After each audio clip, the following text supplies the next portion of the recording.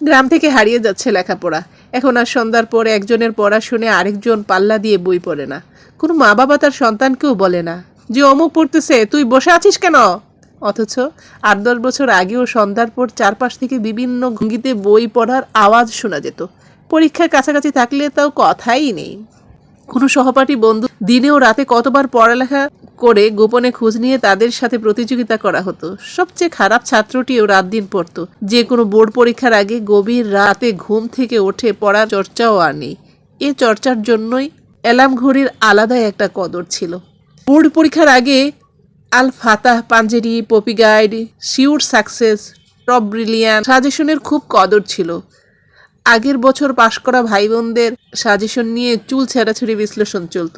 মাত্র 8-10 বছরের ব্যবধানে সবই বিলীন হয়ে গেছে। সন্ধ্যার পর ছাত্রছাত্রীদের বাজারে তো দূরের কথা, ঘরের বাইরে দেখলেই সবাই অবাক হতো, শাসন করতো। আর এখন বাড়ি গেলে দেখি অনেক রাত পর্যন্ত ছেলেরা বাজারে আড্ডা দিচ্ছে, কেউ কিছু বলছে না।